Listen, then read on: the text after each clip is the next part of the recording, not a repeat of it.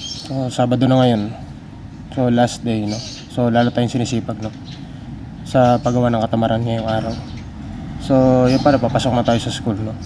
So, bagong gupit tayo ngayon, eh.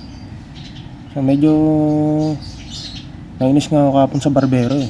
Kasi ang sipag, eh. Sabi ko, "Bit ba ang sipag mo?" Pinagalitan ko. So, dapat, araw-araw, dapat lagi tayong tamad. So, yun, nagalit ako. So, sabi ko, huwag mo masyadong, galingan, ha? Dapat tamad tayo dito, yun. So, papasok na tayo sa school para magasik na naman ng katamaran. So, tara. So, okay, nandito na tayo sa school. So, mamaya-maya lang may meeting na kami. So, pag may meetingan namin kung paano tuturo sa mga trainer, estudyante, kung paano mas lalo pang maging tamad. So, yun. So, mamaya na lang ulit. Okay, so pasok na tayo sa meeting room.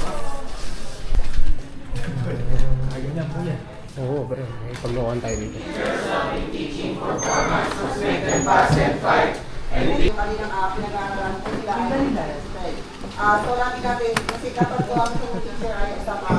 Wala kang magawang maganda sa buhay mo, Tomo.